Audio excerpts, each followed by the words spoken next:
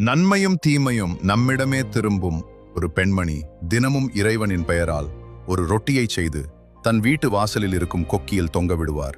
அந்த ரொட்டியை எடுத்துச் செல்வதற்காக தினமும் ஒரு வயதானவர் வருவார். ஆனால் அவர் நன்றி சொல்வதற்கு பதிலாக ஒரு விசித்திரமான வாக்கியத்தை சொல்லுவார். நீ எதை செய்தாயோ அதுவே உன்னிடம் திரும்பி வரும். அந்த பெண்ணிற்கு இது பெரும் எரிச்சலை தந்தது.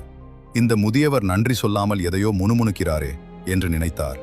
ஒரு நாள் கோபத்தின் உச்சியில் சாத்தான் அவள் மனதில் புகுந்தான். அந்த முதியவரை ஒழிக்க எண்ணி ரொட்டியில் விஷத்தை கலந்தாள். ஆனால் ரொட்டியை வாசலில் தொங்கவிடச் சென்றபோது, இறைவா, நான் என்ன பாவம் செய்யப் போகிறேன் என்று அழுது கொண்டே அந்த விஷ ரொட்டியை அடுப்பில் போட்டு எரித்தார். அதற்கு பதிலாக ஒரு நல்ல ரொட்டியை செய்து வாசலில் தொங்கவிட்டார்.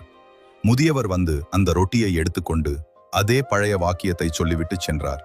நீ எதை செய்தாயோ அதுவே உன்னிடம் திரும்பி வரும். அன்று மாலை அந்த பெண்ணின் மகன் கிழிந்த உடைகளோடும் மிகுந்த பசியோடும் வீட்டு வாசலில் வந்து நின்றான். அவன் மயக்கமடையும் நிலையில் சொன்னான், அம்மா, நான் பசியால் இறந்திருப்பேன். ஆனால் வழியில் ஒரு முதியவர் எனக்கு தன்னிடம் இருந்த ரொட்டியை கொடுத்தார் என்று ஒரு ரொட்டி துண்டை காட்டினான். அந்த தாய் அதிர்ந்து போனாள். அது அவள் காலையில் செய்த அதே ரொட்டி. ஒருவேளை நான் இன்று அந்த விஷ ரொட்டியை மாற்றாமல் இருந்திருந்தால் என் மகனை என் கையாலேயே கொன்றிருப்பேன் என்று கதறி அழுதாள். கதையின் நீதி: நாம் செய்யும் நன்மையும் தீமையும் ஒரு நாள் கண்டிப்பாக நம்மிடமே திரும்பி வரும். இறைவன் ஒருபோதும் யாருடைய நற்செயலையும் வீணாக்குவதில்லை.